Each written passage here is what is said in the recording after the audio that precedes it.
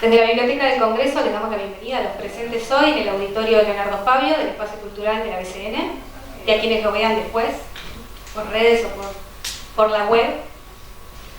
En el marco de la muestra Fotografías de Trinchera 40 años de rock pesado, que la deben haber visto antes de ingresar, del destacado fotógrafo Andrés Violante presente hoy, inauguramos Charlas de Trinchera, un ciclo de encuentros con músicos, productores, managers, fotógrafos, periodistas que hacen que la escena musical no se detenga.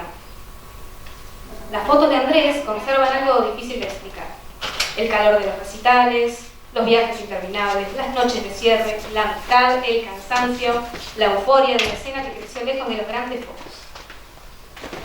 Además de este primer encuentro que estamos comenzando, en las próximas semanas vamos a contar con presencia de figuras muy destacadas del rock, como el destacado manager y productor Alejandro Taranto, o el ícono de la guitarra argentina Claudio Talmarcielo.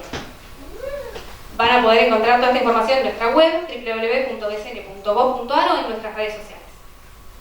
Se pueden ir anotando, porque ya están las fechas para inscribirse.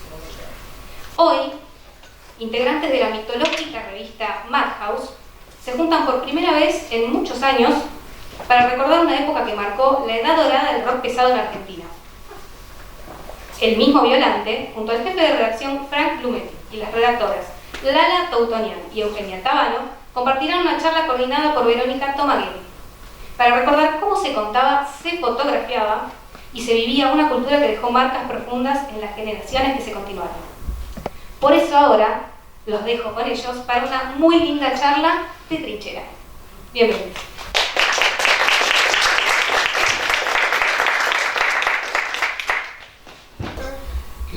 Esta es una excusa para encontrarnos, porque si bien con Lala nos vemos cada tanto, con Eugenia no, hace 30 años casi que no nos vemos. Frank, más o menos, desde que iba al jardín. Ahí está.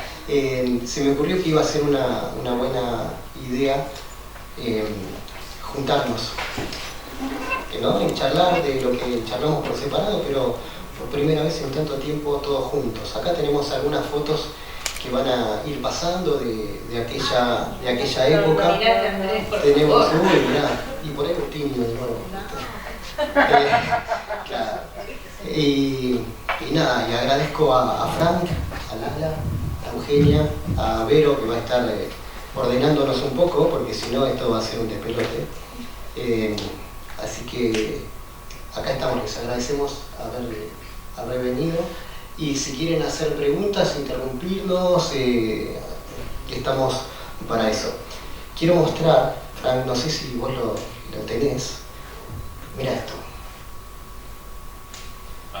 Ese es el primer número de Madhouse. El número 1. Abril de 1989. Casi un incunable. Así es. Estuve buscando alguna Riff Raff que tengo, que fue el antecesor de Madhouse, que duró muy poquito, ¿no? Sí, Riff Raff fue la revista antecesora de Madhouse, duró durante todo 1985 y parte de 1986. De las cenizas de eso, bueno, quedó la amistad con quien sería parte clave de Madhouse, que fue César Rodríguez, y con una amiga que no está ahora presente, que es Silvana Andrada. Y siempre quedó la idea, la inquietud de volver a hacer una... Ya como ahí estaba mirando... Ahí estoy yo, se me ve atrás del dedo. Que fue al día siguiente que hizo el episodio irrepetible en la Rock and Pop, de querer orinar en Cenicero y todas esas cosas. Ahora ya vamos a volver a la foto. Sí, intentó varias cosas, se colgó de una vida en obras sanitarias, estaba muy feliz. Y muy... ahí estoy. Eufórico. Estos son los orígenes. Sí, si nos ponemos de espaldas y miramos no quiero darle la espalda a la gente, pero tal vez sea mejor así no me ven la cara. Pero bueno, estas son imágenes de todos aquellos momentos que vivimos en los 90, que de golpe y porrazo se transformó en una década donde tuvimos a todos nuestros héroes de la adolescencia delante de nuestra experiencia. Claro, era las primeras visitas, entonces llegaban, daban notas, tenían tiempo. ¿Cómo me abrazábamos también? después no la puse, pero tengo una que me está mordiendo el brazo. Eso ya ha sido el brazo. Ahí estaban presentando a Vibrión en la fiesta de Madhouse. Que fue en un sótano, no me acuerdo. Un Chacabuco. En la Negra. Ahí en la cuadra donde había nosotros. No me acuerdo el nombre del lugar. La Negra. La negra. No, la Negra era el Recoleta. No. Perdón. Y estábamos y nos perdimos. La rifa.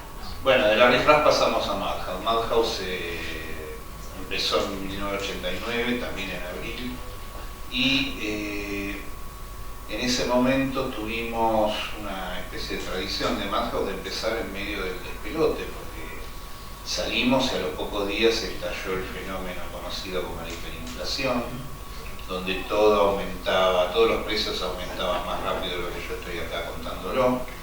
Y afortunadamente César había logrado pagar por anticipado 2 o 3 números de la revista, de otro modo no hubiera podido continuar, porque los precios escalaron a más del doble en menos de una semana, lo que costaba el papel, la imprenta, la impresión.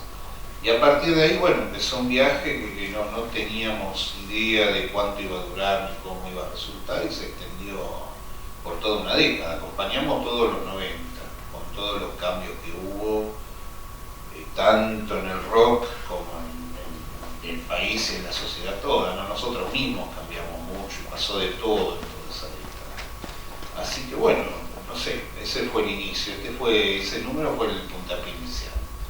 Y además, bueno, Madhouse se convirtió en un ícono de los 90, pero yo en la revista más respetada de esa época, porque había otra que prestaba notas y que sacaba cosas, no la vamos a nombrar la revista Metal. Podemos nombrarla, ya ha pisonado el tiempo. Vivian Campbell, como es para una chica estar en una banda de heavy metal, ¿no? Me recuerdo de eso. Claro, Vivian, y debe ser Vivian, y ponele, hacer una nota diciendo que para una chica es difícil. Y habrá sido así. Igual todos tenían pelo largo, así que se confundían. Claro, viste, esas cosas raras, ¿no? Exacto. Que va perdiendo credibilidad y bueno, y esta aparecía ya como más irreverente, quizás, ¿no? Claro, éramos más pobres, pero más honrados, digamos, y tratábamos de demostrar que sabíamos de lo que estábamos hablando cuando escribíamos. Lo que cita acá Andrés, esto de la revista Metal, citando a un guitarrista como una guitarrista, era un ejemplo de lo que a diario leíamos, ¿no? De la ignorancia de muchos medios, no solo de la metal. Nosotros tratamos de hacer algo, repito, más pobre y más honrado, en el sentido de preocuparnos por investigar, por chequear, por informarnos bien y poco a poco empezar a tener notas de primera mano, es decir, hablando con los artistas en particular.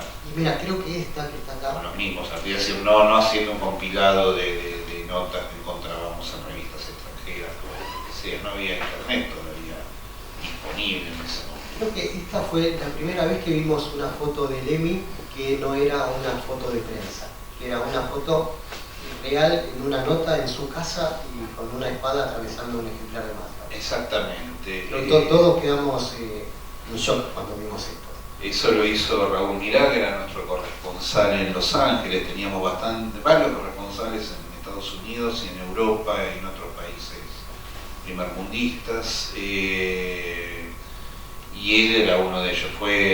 Como Lemmy vivía en Los Ángeles, fue a entrevistarlo a su casa, le sacó fotos, y lo sacó con unos calzoncillos largos, no muy elegantes, pero para mostrar la autenticidad de la foto, ¿no?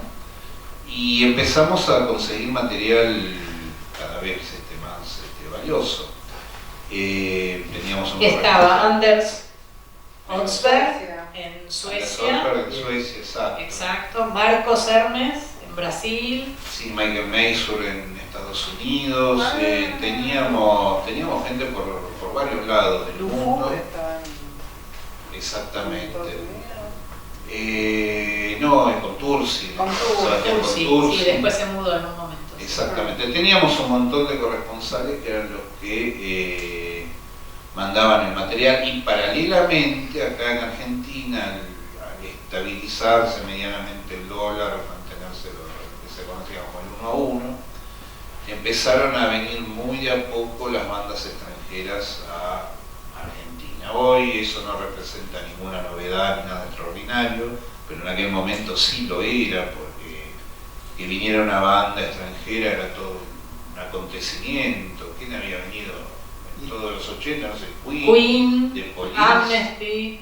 y Queen, The Police, el festival y alguna otra de Amnesty y alguna... Y daban notas, y todos daban notas, ahora ya no. Exactamente. Porque por ahí llegaban un miércoles y tocaban el sábado. Acá en esa época los shows difícilmente eran día de semana, solamente Ramones. Pero ahora no, ahora llegan muchas veces y del aeropuerto a la prueba de sonido y de ahí al aeropuerto de nuevo, entonces no hay tiempo, ¿no? Perdón, te voy a interrumpir porque tengo una anécdota. Dígame. Con Ramones. Fuimos a entrevistarlos, vos y yo, al backstage de obras. No me acuerdo, a Marky y a CJ. Sí. Y tengo las fotos, me las pasaste. Yo tengo la peluca así como Sí, sí. loca. Cuando salimos estaba Joey sentado y yo pasé así y dije, bye Joey, bye, me dijo. Y salí y lo abracé y digo, ¡Padula! Me saludó. Me dijo bye, Joey me dijo bye. Ese Que día, sentado era más alto que yo encima, me creo que acuerdo. fue el día de cumpleaños de Joey. ¿En serio? Me acuerdo que era El verde. 19 de mayo, él estaba verde, se iba cambiando de color. Y, no, pero tenía un Nunca daba cáncer, notas. tenía un cáncer raro. había pasado el show de Motorhead y Ramones en Vélez. Esto fue antes, me parece, ¿o no? Si es obras, tiene que haber Eran sido. dos obras, esos 5 o 6 obras, Sí. ¿verdad? Bueno, Que fuimos todos. puede ser, ahora ya Fuimos no todos. fueron tantos. Pero hubo uno que tocaron en Vélez con Con Motorhead Motorhead. y después hicieron un obras. Entonces, Ah, esa nota, debe haber Marky- sido ese. claro, Ese. Marky me pregunta algo de ese show de Vélez y yo no fui porque Fuimos a ver a los redondos. yo laburaba con Redondos. Claro. El tipo no entendía que había una banda argentina el mismo día que ellos hicieron un estadio y una banda argentina también haciendo un estadio. Era Hicieron raro. dos. Claro. Fue luego Era- suelto, acordebatado. Era raro también eso, era raro. Entonces les muestro las fotos de los contactos y se va al camarín puteando y vuelve puteando de que otros también habían llenado un estadio y que no fueron los únicos esa noche llenando una cancha. ¿Se habrá enterado Marky que se murió en India? Habría que contarle. ¿Vos no quedaste en contacto con... ¿Cómo se llama la mujer de Marky? Marion, pero no quedé en contacto con él. No creo que sepa tampoco, no le importa nada. La última vez que lo vimos, nada, está como levitando. Está ahí así. Defíname levitar.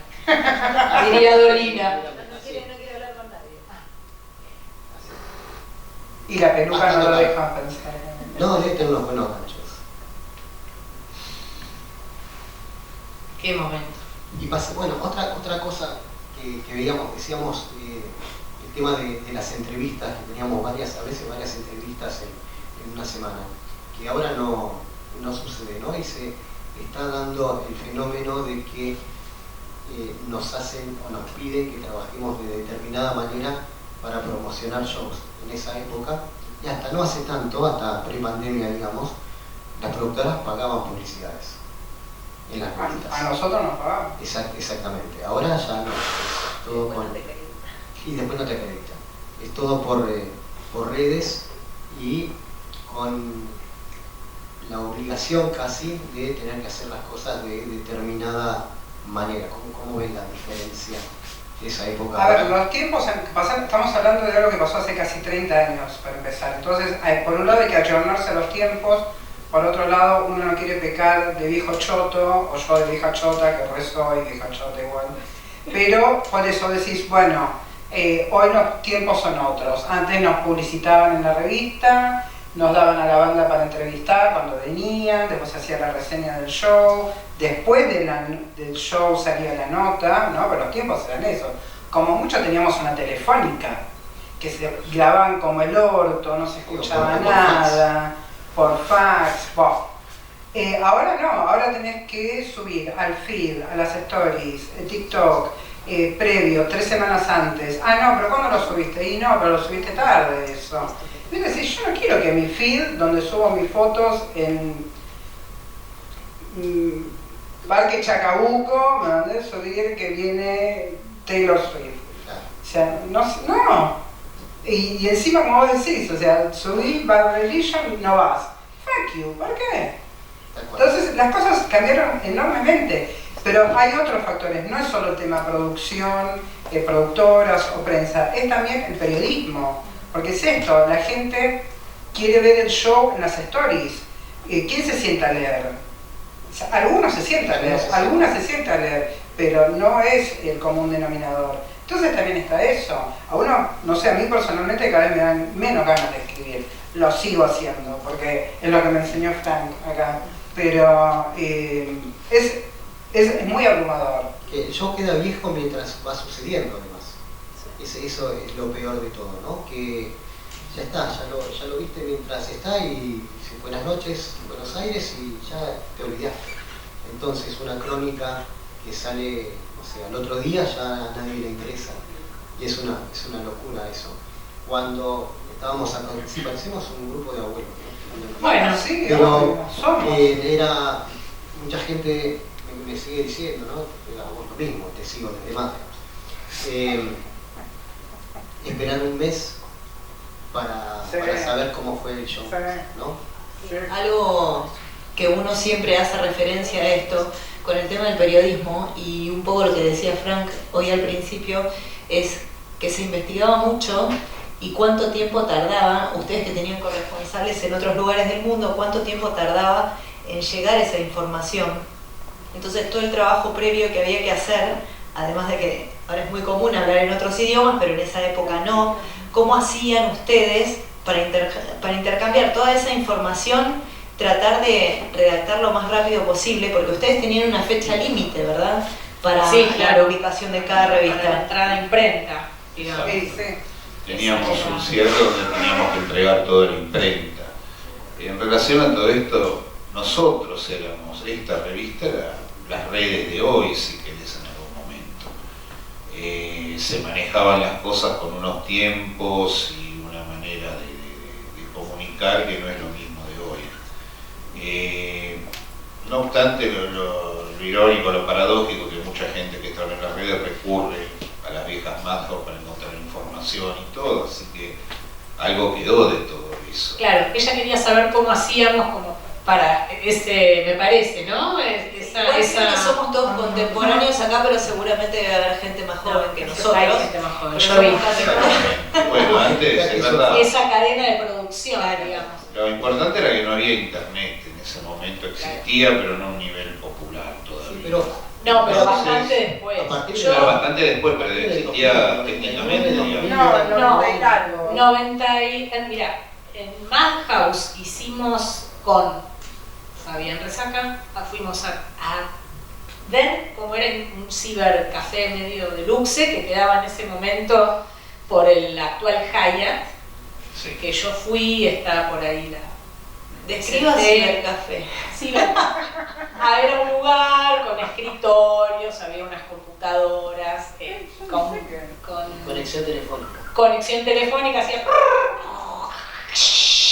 Una foto Sí, podría tardar sí, 30 nave- minutos y te podía salir una fortuna. Claro, si navegabas no te podía llamar tu abuela, no te enterabas de nada, porque estaba ocupado el teléfono. Después vinieron las líneas que podías tener por un lado el dial-up y por el otro lado recibir llamadas. Era creo, ese año salió la Pentium, por ejemplo, la computadora, el 95. Bueno, y en algunas redacciones, por ejemplo, en la de Página 12, había una computadora conectada, en esos años, es más, un poco más tarde, 97, conectada a internet, que medio que vos ibas, yo me acuerdo que bajaba las novedades de MTV, una página en HTML de MTV News, por ejemplo, y tenías que esperar que después la editora de teatro se fijaba no sé qué, porque no era lo más común y muchos íbamos al ciber y después recién tuvimos computadoras. Entonces, por más que nosotros tiramos unos años más después de ese 95, llegamos hasta los 2000, no era Internet el insumo que es ahora, la herramienta ni el insumo, eran las gacetillas que te llegaban en sobres de papel madera, el correo, las Kerrang. Nosotros teníamos una colección de Kerrang y la revista inglesa Kerrang era semanal. Entonces, por ejemplo, ahí teníamos noticias frescas, de todo. Porque era semanal. No, porque claro, nosotros éramos mensuales, ¿no? O sea, la Kerrang llegaba, pero llegaban las devoluciones y con 3 meses de delay. Entonces, que se compraba una Kerrang en un kiosco, era una revista vieja. No, pero nosotros no. teníamos plata y estábamos. Lo más rápido era... Y esto de la, perdón, que dice Euge de la compu, en Avenida de Mayo no, pero cuando nos mudamos a Bernardo de Irigoyen, en la computadora de Merce, ¿dónde está? Ahí. En la de Merce era la que había internet, entonces Merce se iba a hacer un café y nos íbamos corriendo a buscar algo en el mail, no sé qué, así. Claro, pero lo usábamos más para ver los mails y otras cosas todavía. Sí, no era tanto buscar nada, es verdad, sí. Eso empezó a partir de este siglo, digamos. Pero no había para el fan del rock and roll o de lo que fuere una costumbre, todavía una posibilidad de buscar activamente información en internet. Eso vendría después, empezaba a sonar. Nosotros fuimos como la bisagra entre una época y otra. Sí, lo más rápido era un fax. Exacto. Sí, ¿Podrías explicar lo que es un fax? Bueno, en el 89, perdón, una cosa, en el 89 empezamos escribiendo con una máquina de escribir. Claro. La década la terminamos escribiendo en la computadora con el PageMaker y otros programas. Y el disquete, el bendito disquete que se te hacía pelota, era una porquería de soporte, disculpen los fans nostálgicos, pero te dejaba de agamba muchas veces, porque a veces, ¿te acordás? Lo reutilizábamos y llegaba un momento que ya pisaban el archivo y ese disquete en las mochilas.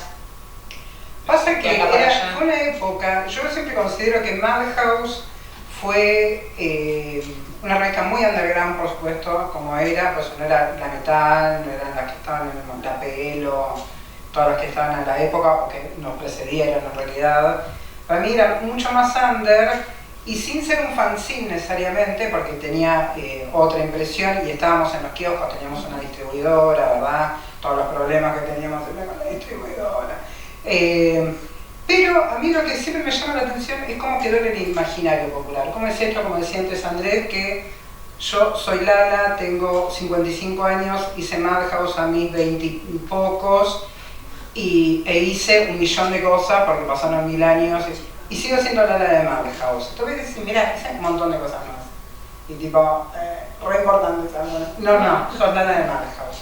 Entonces, hoy día, cuando por ahí retomo alguna revista, que por ahí pasa un tiempo, pero de rigor, pues nada, la abro, o ahora que mi sobrina me está transcribiendo las notas, no sé qué, para un proyecto que tengo,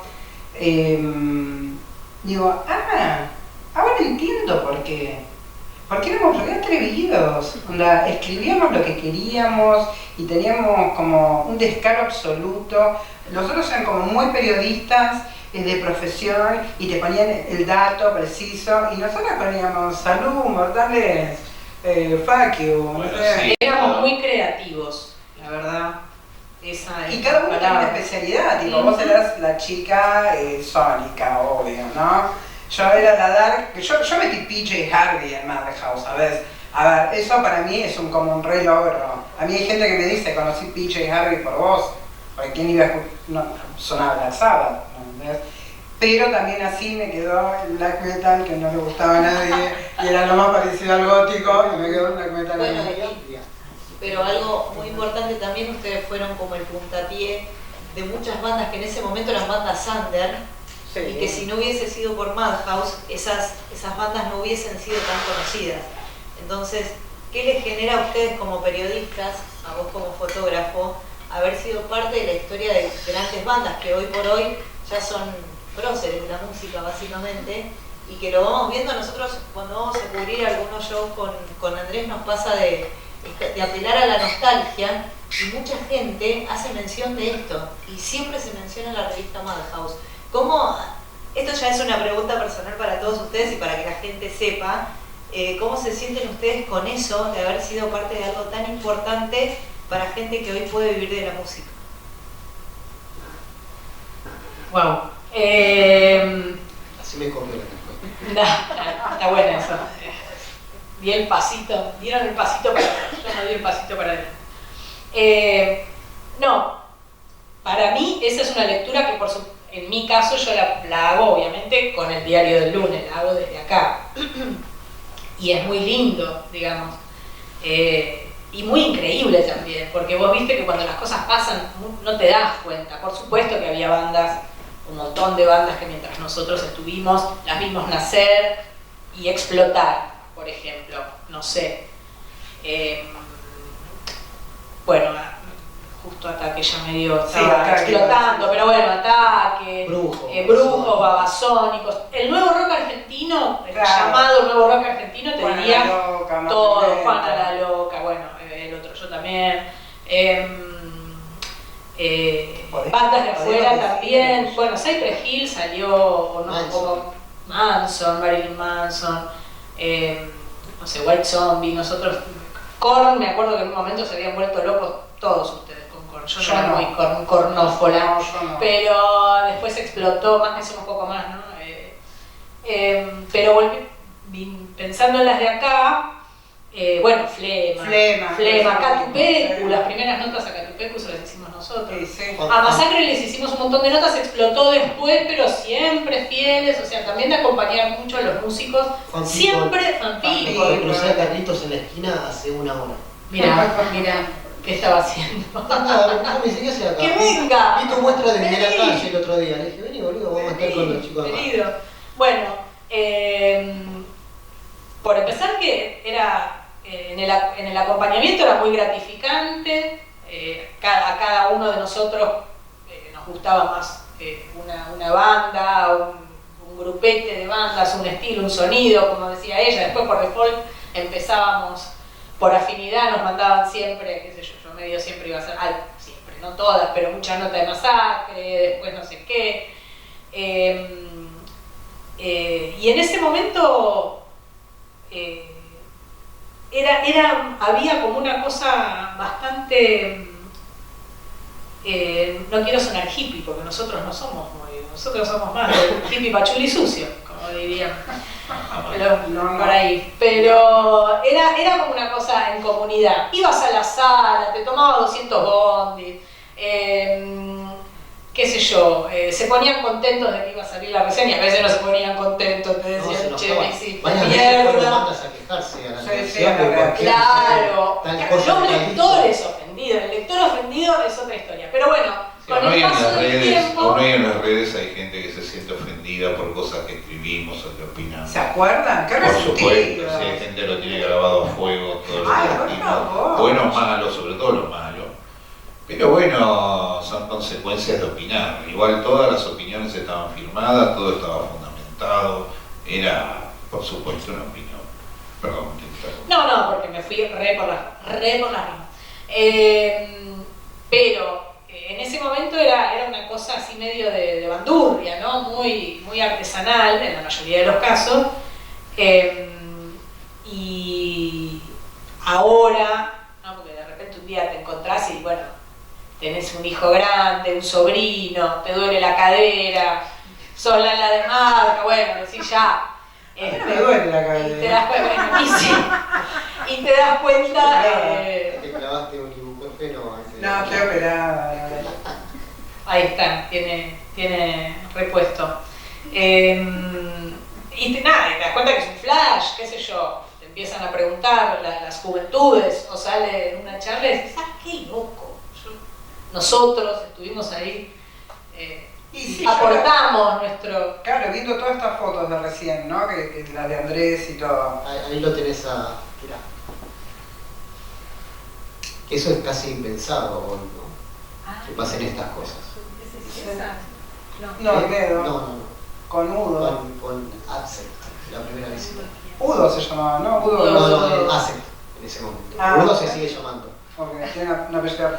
Pero mirando todas las fotos, hay algo de lo que decía Vero, de que vimos bandas cuando empezaron, después vimos cuando explotó. Yo, o sea, como cargo, no cargo de nada, o sea, me hago, pero bueno, acompañamos el movimiento. Eso ocurre siempre, en todo, nosotros porque vivimos los 90s, estamos hablando de esa década en particular, pero que, claro que lo voy a decir básicamente porque era joven, entonces fue la mejor época del mundo solamente porque era joven, pero también las mejores bandas para mí son las de los 90 también, pero porque esto otra vez, porque yo era joven, yo la descubrí en ese momento, y las bandas que me parecían una mierda me siguen pareciendo una mierda hoy día, eso tampoco cambió.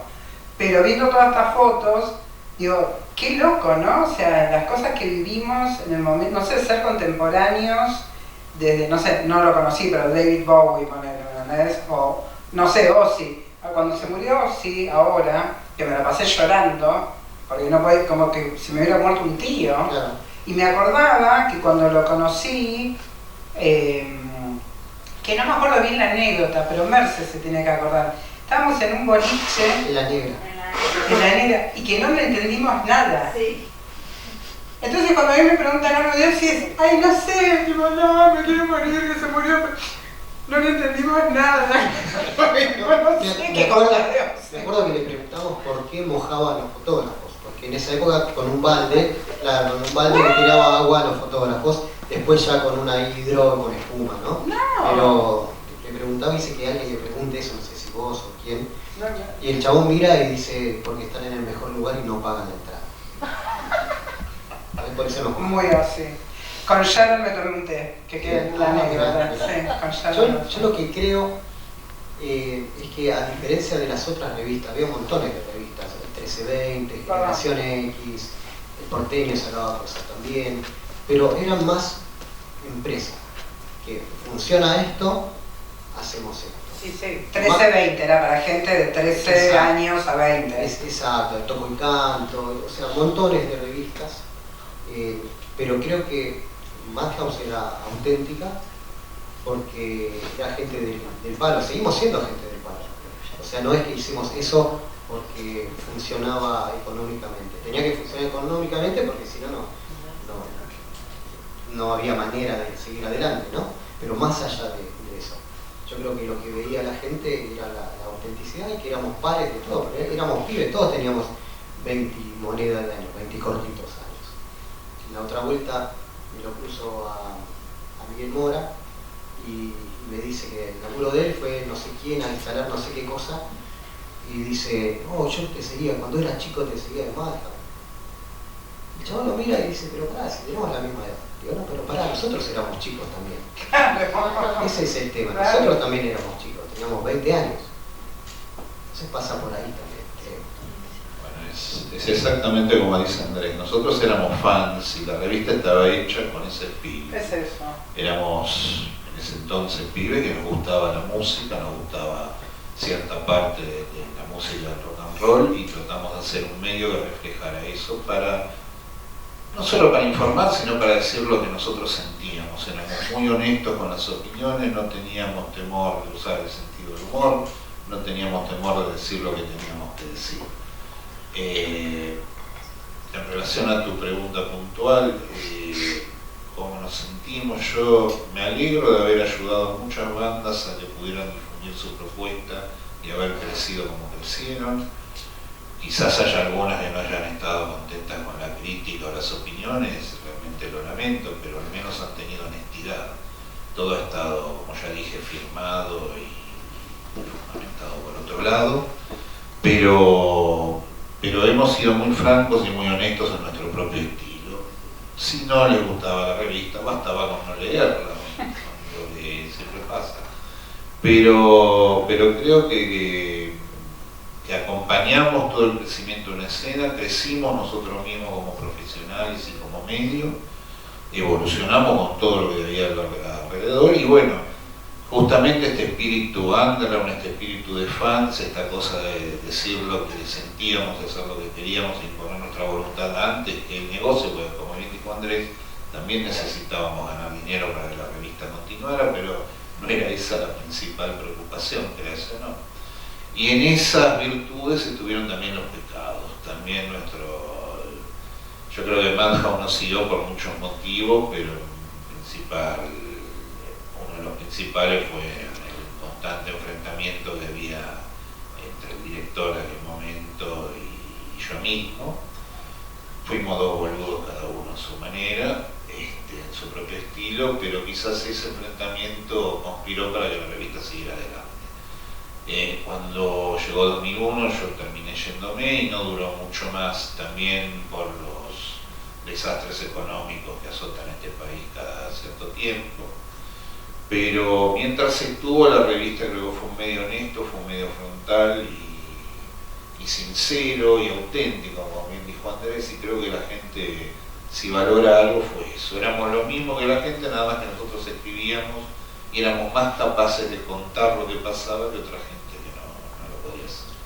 Bueno, con respecto a eso también sucede que a veces uno idealiza esto que decías vos, Frank, de ser fanático, ¿no? Uno tiene como esa capacidad de, en realidad no sé si capacidad o esa intuición de ir y ponerse a investigar con respecto a lo que a uno le gusta. No sé si les habrá pasado alguna vez investigar mucho sobre alguna banda, sobre algún artista en particular, y que después cuando llegó el momento, en esos gloriosos 90 donde venían todos, que les pase que en medio de la entrevista ustedes como que se desencanten porque contesta mal o porque es una persona no demasiado sincera o simplemente porque está en pose de rockstar y te pasa como cuando te dicen que tus padres son Papá Noel, ¿viste? Decís, no, era no sé si les pasó. Sí, más de una vez. Por ahí podemos contar algún ejemplo puntual. Me acuerdo que Eugenia no tuviste una buena experiencia con los Cypress Hill. No, los Cypress Hill fueron, no eran mis ídolos tampoco, pero bueno, yo no me acuerdo. Estaban, era una cosa, una escena pomelo absoluta, tipo, estaban con sus yo y sus pantalones XXXXL en una super suite creo que del Hyatt, un hotel del ojete, perdón. Sí, no estuve presente.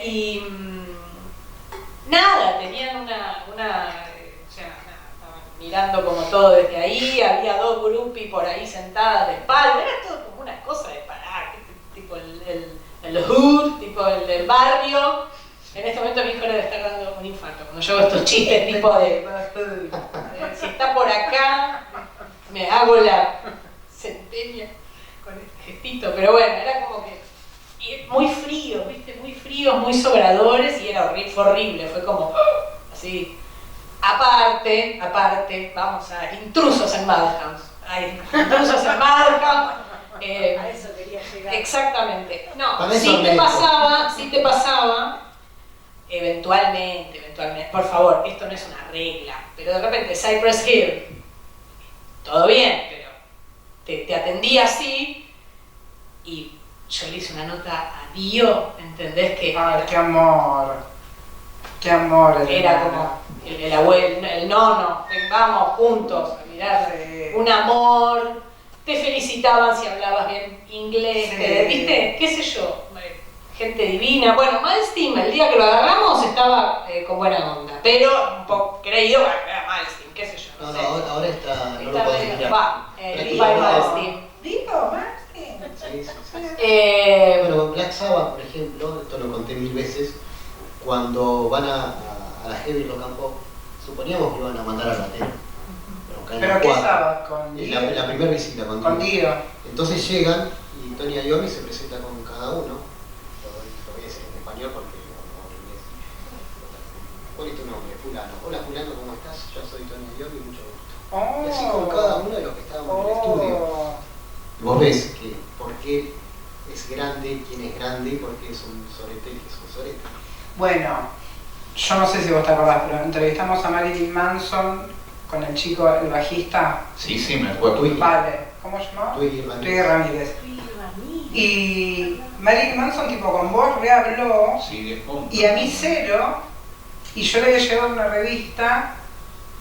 Sí, una revista. La porno que una revista erótica donde él apareció haciendo una producción de fotos con una chica desnuda y qué sé yo. Pero él no estaba en bolas. No, él no, la chica. Pero yo le llevé esa revista para que me firme y Sí, tipo, le gustó. se refendió. Claro. Pero O sea, y Se rió, pero dijo, no le dio no, y bola. la nota no.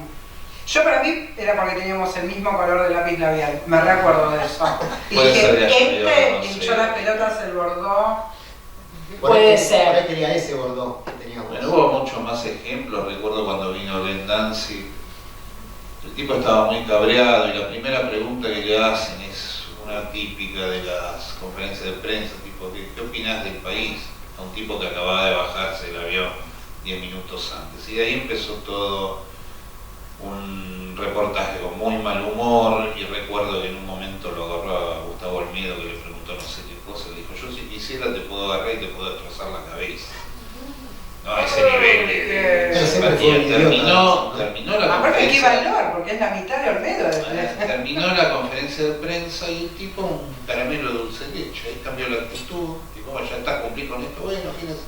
Bueno, algo Dijo parecido. cosas, estuvo muy simpático y todo. Algo parecido con Glenn Danzig, con este de Dayside, Benton, Glenn Benton. Sí. Cuando fue A el mí Roadrunner. le hice una telefónica y me cortó. Bueno, la Me cortó. primera vez que vino, en el Roadrunner Fest, en el 94, si no me equivoco, una chica le pregunta algo sobre el evangelismo y no sé qué, y el chabón se puso así, pone los ojos en blanco y empieza como a hablar en lengua. Cuando hicimos las notas, el chabón decía que es parte del show, se cagaba de risa. Y nos sacamos A mí todas me fotos. cortó, pero porque le pregunté algo de. No me acuerdo. No sé si me quise hacer la cool y le hablé de Nietzsche y algo así. Y me dijo, ay, ¿qué te pensás? ¿Que no leo? No sé qué. Pum. Claro, y como no lee, cortó. Claro, tal cual. No, igual sí se viven situaciones. Aparte, hay algo que dijo Frank que para mí es fundamental y tiene que ver directamente con el espíritu de Madhouse, que es que éramos fans. Claro. O sea, nosotros éramos fans que nos hemos dedicado finalmente al periodismo todos. Tratábamos que no se note tanto. No, eso ni hablar, yo era una señorita. O sea, después como salir a abrazar a Andrés porque era yo que Ramón, ¿me entendés? Pero, no sé, o sea, uno actuaba de profesional y salía.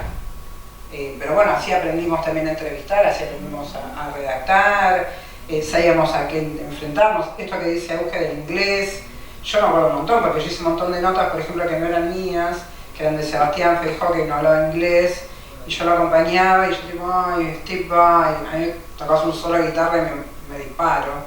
Y estuvo buenísimo, y va recopado, ¿viste? A Vandenberg, Carlitos se acuerda que lo maquillé, ¿te acordás? Aparte hicimos de todo, Me acuerdo que lo pusieron en la revista y te juro por Dios, yo soy fanática de Whitesnake y me acuerdo que lo leí y dije, quiero saber quién es esta mujer, quiero saber quién es la quiero pero yo conocer, era la drag queen de la revista. No, fue Ya en increíble. las 90 era una travesti. Que había venido todo colorado, que había Era estado en para- Brasil. Y me acuerdo que cuando leí eso fue como... Sí, re caradura, sí. Para mí había otra cosa también muy importante que la pensaba en estos días. En realidad la pensaba en estos días, sí, es verdad, la recordé estos días antes de venir acá, pero siempre lo atesoro, lo tengo muy presente en mi corazón. Y es que en la redacción hablábamos de cosas todo el tiempo, hablábamos de discos, discutíamos, estaba la famosa, ¿te acordás del chiste de Rainbow? La famosa, ¿con quién era que teníamos había un Rainbow, ¿con quién era? Había una especie de, ya era un chiste. No, lo que escribíamos en el furciómetro.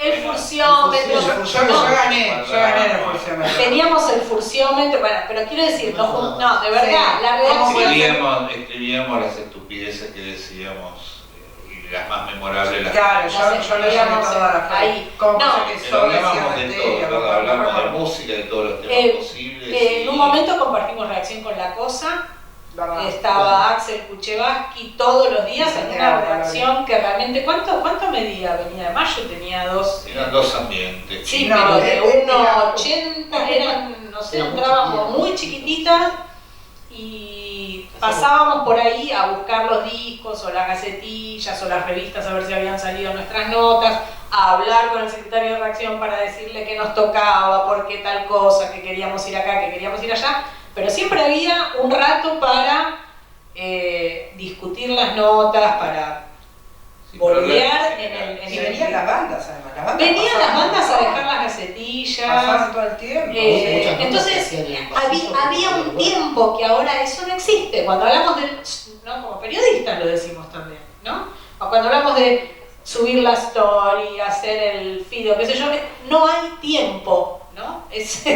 Así todo, Y entonces si no hay hacíamos las tiempo, cosas corriendo, porque nos llegaba Sí. el cierre y no nos alcanzaba, teníamos todo el mes y no nos alcanzaba el tiempo. eso medio, a veces, viste que cuando decís, ay, ya que empiezo mañana con la nota que entrego en 20 días, no sé quién lo hace, yo no conozco a nadie, si acá hay algún colega, lo felicito, es raro. Realmente uno escribe con la premura de la entrega, me parece que es. Pero lo que quiero decir es que había un tiempo de encuentro y de compartir, que también incluía el boludeo, pero que también incluía la charla del disco, de la cosa, de quien viene, que ahora no existe, porque está siempre entrando de una cosa saliendo de una cosa para entrar a otra, digamos, o por esta especie de sobre exigencia.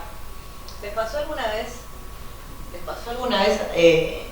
que no llegaran con la cantidad de notas o con la cantidad de contenido que tenía que tener la revista a cubrir? No, porque a veces teníamos ¿viste? parrilla. o venían todas las bandas juntas, o por ahí te pasaba que venía una al mes. Entonces, ¿cómo hacían para cubrir todos esos huecos de shows que eran o de acá o con novedades?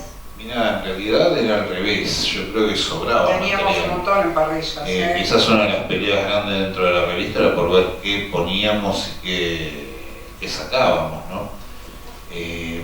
Si bien las bandas empezaron a caer muy como una especie de bola de nieve, fueron cada vez más a partir del 91, pensá que siempre teníamos secciones que atender, desde comentarios de discos, de libros, lo que fuere, reportajes, informes, comentarios de shows en vivo, noticias, todo eso se llevaba Secciones una buena fijas, cantidad. los discos, El tema era que Había que teníamos dejar- secciones fijas, Critique. claro. Había que dejar espacio también para la publicidad, la poca publicidad que teníamos, que era poca pero vital. Madhouse era una revista que se sostenía con la venta, que eso era un milagro, es increíble, pero de verdad, se sostenía con la venta, vendía muy bien, y si hubiéramos tenido una publicidad mejor, hubiéramos hecho dinero importante, quién sabe, quizás seguiría también. Pero había, de los que éramos, pensá que lo que éramos al comienzo, que creo el primer número, que son, no sé si llegamos a 30 páginas, yo qué sé, los últimos que llegan casi 100, hubo una gran evolución, incluso del equipo. Yo estuve entre el equipo que hizo, fue la génesis de la revista, después apareció Andrés, después Eugenia vino otra vez de mi mamá, me Sí. presentó. Porque no Yo era paciente. Yo era paciente, Yo también fui paciente. la señora dijo, vaya, Lala apareció, no me acuerdo. Te traje desde De Rock and Rock and Show. Shows. La revista tuvo un gran cambio cuando apareció Mercedes, que está ahí presente, que la ordenó como empresa. Carlos también sumó, se fue armando un gran equipo y bueno, había que repartir algo para cada quien, y al mismo tiempo cubrir todo lo que pasaba. Nos quedaba chica la revista, la verdad tenía que haber tenido 100 páginas cada mes y creo que, y no sé si hubieran alcanzado. Sí, de hecho, Criticator, que eran los discos, no sé cuántos eran, y tuvimos que inventar un Criticator 2, donde poníamos re cortito, porque nos llegaban 100.000 discos. Nos llegaban un montón. Aparte estaban, por supuesto, las bandas nacionales y las bandas nacionales emergentes, todo el under, ¿no? Llegamos a hacer un suplemento dedicado a eso, Pizarro. para tratar de cubrir un poco todo. Tratábamos de cubrir lo que podíamos, era prácticamente imposible. En ese sentido, te puedo asegurar que material nunca faltó. Quizás sin duda habrá habido algún número más interesante que el otro, o hayamos contado cosas más atractivas que otras, ¿no? Pero material siempre tuvimos, fue una época muy dinámica en ese aspecto. Con el Criticator había una una relación de amor-odio en las bandas que querían salir, pero querían que se hable bien. Y era, y yo mando el disco, y a ver qué van a decir. Y la puntuación. La puntuación. Eso yo misma veo puntuaciones que he puesto y digo, qué maleducada. O sea, la verdad, no puedo creer que le puse un 6 a Te Invento, no sé. Sí, yo por ejemplo le preguntaba a Gustavo, digo, ¿qué te parece este disco? No, es una porquería, entonces a mí me va a gustar. Entonces era un parámetro también, ¿no? Sí, aparte otra cosa que tenía interesante la revista era que éramos como distintos especialistas. Sí. Por eso César se terminó yendo y haciendo su revista de rock, de metal más tradicional, porque no le gustaba a nadie. Y ya. que terminó desdoblando al público. Claro, pero la revista tomó en un momento una evolución. Claro, fue que por era un el lado, metal del momento. sí, Era César así. estaba dedicándose mucho a la radio en ese momento y quería aparte hacer otra cosa. Eventualmente apareció Cabuli. acá, claro, auspició la salida de otra revista.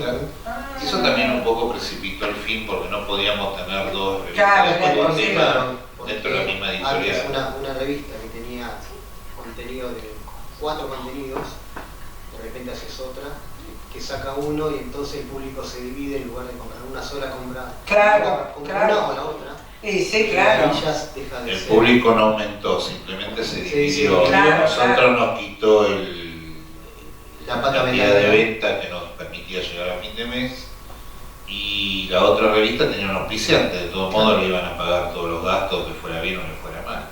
Eso también fue una cosa que empezó. Y era solamente, eran solamente los discos que sacaba ese sello. Entonces también era bastante limitado, ¿no? Por ahí ese público pedía otra cosa, dice, no, es de otra Era un sello, gran no sé. catálogo. Era un catálogo. Como Igual- editorial, como decisión editorial no fue esencialmente No, bueno, no. pero te Y muestra un comercial poco, tampoco. y comercial tampoco, porque te muestra un poco el criterio de fan que había, ¿no? Claro. César quería hacer algo que él quería hacer, y bueno, entonces por ahí vino la cuestión, y eso también llegó hacia el final.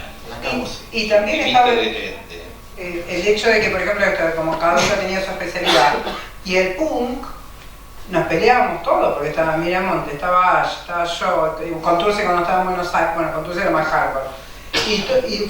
Venían los Dito Tenjosen y estábamos los 6 ahí para entrevistarlo. Y qué pesado, ¿verdad? Andá, que vaya uno. Y no, queríamos ir todos porque, a ver, Josa, ¿no? Pero cuando Era tuvimos difícil amores, también repartir las notas cuando varios querían ir a hacer lo mismo, o alguna gente entendía que no había tenido suficiente material el número anterior y quería tener más trabajo. Eso todo pasaba. Vos me dijiste una gran frase que me acompañó. Bueno, Frank, maestro, mi maestro, lo nombramos. Por supuesto que yo sí. sigo manteniendo Un mi aplauso molde para Frank estilo Clemente, por favor. Yo mantengo el honor de Es la verdad. Frank. O sea, no cambié cosa que Frank. Bueno, Frank decía, el colaborador es mimoso. El colaborador es mimoso. Y gracias a eso, Dije tantas es cosas. mimoso. Mimoso. No, de mimoso, de que quiere mimo. Ahí está. Porque yo no sé, que había... Pero se puede interpretar. En algún momento nos cruzábamos con alguien. Pero estaba bien. Quiero decir algo, porque está muy bien.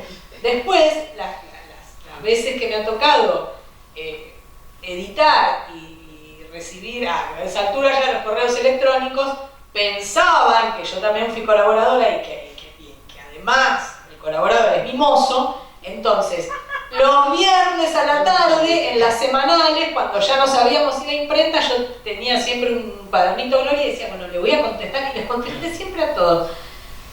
Porque vos me enseñaste que era un mimoso, sí, está bien, hay que devolverle. Además que los colaboradores nunca, jamás en la vida se cobra bien. Una colaboración desde, no sé, la historia del periodismo argentino, así que por lo menos darle un cariño. Una devolución. Lo sé, cada persona era un mundo y yo tenía un trato diferente con cada quien y no era fácil también.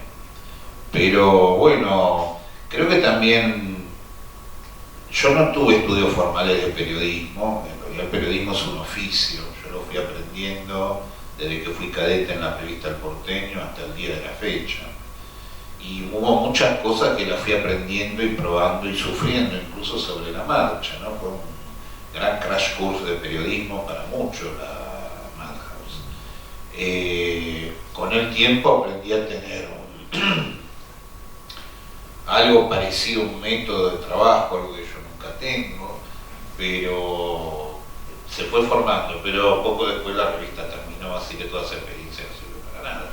Pero creo que alguna gente quedó conforme, como la de Eugenia. No, pero no me siento muy escribir, no, bueno, pero eso no tiene... Hablo del trabajo interno. No, bueno, claro. No, digo que la suerte de la revista no tiene que ver con la calidad profesional o de oficio que tuvimos nosotros, que es verdad pasaron un montón de... O sea, Gustavo Olmedo...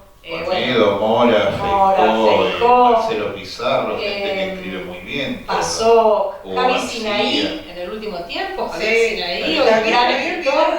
Javi Sinaí pasó por Marco. No mucho, pero llegó a escribir. Pero dio una charla hace poco que lo que veo, presentó un libro y dice, quiero aprovechar que está Lala acá para agradecerle que me dio la oportunidad en Madhouse. Yo dije, ¿qué que estuvo en Madhouse? Sí. Pero bueno, qué sé yo, no sé. Yo no conozco a la gente que conozco, a ver, imagínate. Sí, yo me acuerdo de él, no llegó a escribir mucho, es que había muchos aspirantes y mucha gente que dejaba currículums y cosas, sí, algunos terribles. ¿Y las cartas de lectores? Las cartas de lectores eran un mundo aparte, yo estaba... Algunas eran... Esas las contestaba Frank. Las dejaba para el final y estaba toda una noche de sol a sol contestando todas, o que sea... La más interesante la publicaba y las otras hacía un pequeño resumen. Pero tenía un correo de rectores muy nutrido. Eso que hoy sería impensado. No. Hoy los sumos te escribirán a la web y no sé si necesitas algo. Pero hoy es algo totalmente diferente. Ya no escribe tanto, ¿no? No lee, no escribe. Para putear sí, pero si no, a nosotros nos traían facturas a la redacción, nos traían regalos, nos traían... Visitaba a la gente, ¿Sí? nos traían... Teníamos muchos lectores de Uruguay. Hay que decirlo. Muchos lectores. Sí, yo que fui un par de veces con Ataque, o sea, no podía creer lo que nos leían. De hecho, para esta charla me escribió uno que me dijo que le falta una Madhouse para tener la colección completa. Bueno, les avisamos que Madhouse va a salir en Aira. Sí, el archivo histórico de revistas de Argentina, ¿no? Sí. Va a estar digitalizada y va a estar disponible para la lectura. Eso De todos aquellos y aquellas que desean. Y aquellas. Con X. Bueno, no sé cómo estamos. Yo me quedaría, pero toda la noche charlando, porque imagínense que ya empezamos, cuando yo lo conocí a Andrés hace casi unos 10 años atrás, nosotros nos conocimos trabajando tras bambalinas y... Cuando me lo presentaron dije, este es Andrés Violante. Yo dije, tengo todas sus fotos. Cuando yo era adolescente todos los pósters de mi casa eran de las revistas Madhouse. Entonces eran todas sacadas por este señor que está al lado mío y con quien tengo el privilegio de trabajar hace ya un tiempo importante. Y para mí todos ustedes, bueno, Lara cuando te conocí fue así como que se me cayeron los calzones. Yo leía mucho Madhouse. Claramente porque era nuestra fuente de información de todo lo que nos gustaba y yo particularmente les quiero agradecer por todos esos años de contenido, de información y de felicidad que nos brindaron a todos los que estamos ahí buscando un poco de información sobre esto. Y bueno, este va a ser el puntapié inicial para que empecemos de a poquito, ¿no? A darle como un poquito más de bolilla a esas cosas que hoy parecen obsoletas, pero que hoy lo hablábamos con Frank antes de empezar esta nota. Uno no puede colgar, ¿cómo fue que me dijiste? No puede colgar la tablet de la pared si pusiera un póster. Y ojalá que dentro de poco vuelvan esas cosas que tanto nos gustaban y que bueno, que claramente nos hacían tan felices en aquellos años.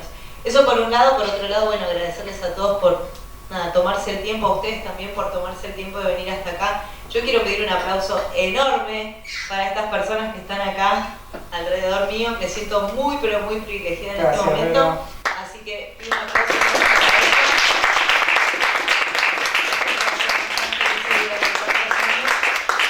Y bueno, si algún comentario como para ir cerrando, para ir despidiendo, ¿no? A mí me gustaría destacar algo que en los últimos años, en los últimos por ahí 15 años, un poco más, por suerte con esta lucha femenina que tenemos las mujeres y todo, que estamos avanzando pasos y buscando un cupo Yo siempre destaco con mucho orgullo que en los 90s éramos 3 periodistas de rock, Eugenia Tabano, Mariana Enríquez en Página 12 y yo, y Madhouse, ya de las 3 periodistas que había, 2 estaban en Madhouse. Y para mí no es algo menor, o sea, esto habla mucho de la apertura, teníamos todo el grupo administrativo, eran todas mujeres, o sea, Merce, las chicas, diseño ¿no? también. Sí, diseño que estaba Andrea, gracias. Entonces eso para mí es re importante y lo cuento siempre, porque todos me dicen, no, porque como mujer no tengo espacio. Bueno, yo por suerte, la verdad, estuve en un espacio y tenía 22 años, loco, o sea, y ahí estábamos, y filmábamos mujeres, y a Criticator, y todas estas cosas. Entonces, Madhouse fue el puntapié de muchísimas cosas. Esa, que es muy importante, es una de tantas. Así que gracias. Gracias a ustedes. En realidad nunca hubo ningún tema de género. Jamás lo pensamos. Que no se planteaba tampoco. ¿No? Ustedes eran pares totales, sí. no había ninguna clase de discriminación al respecto, y si no había más mujeres es porque no las había, ¿no? No, bueno, pero nosotros estábamos ahí. Simplemente por eso, pero fue un gran viaje. Hoy la revista entre comillas continúa en madhouse.com.ar. Seguimos igual, no tenemos ningún financiamiento y la hacemos lo que estamos como podemos, pero todo esto que quedó en papel yo creo que fue, no sé, es el testimonio de toda una época, es el esfuerzo de todo un grupo de gente, que hoy estamos varios de ellos acá, y nuestro legado a la posteridad del rock, supongo. Es un documento histórico. De hacer las cosas, sí. A una manera de hacer las cosas, es decir, quiero hacer esto y lo puedo hacer, y a veces es más sufrimiento y más esfuerzo que otras cosas, pero al final del día vale la pena, uno queda contento con lo que hizo y con las retribuciones de la gente. Creo que sigue siendo lo más emocionante que uno tiene. En estos años me ha pasado de trabajar en otros ámbitos, en otros medios, y que viniera el gerente de marketing de algo y decirme, vos sos Rubén, que escribía en Mazo, no lo puedo creer, yo te leía cuando era pibe, yo era un tipo trajeado, realmente se me da mierda. Pero hemos sido influencia y compañía de mucha gente que nos ha seguido justamente por eso, por vernos como ellos mismos, y bueno, eso la verdad que no tiene precio. Gracias a todos los que han venido a escucharnos, esa idea de Madhouse. Eso también, un policía, claro, sí. Gendarmes.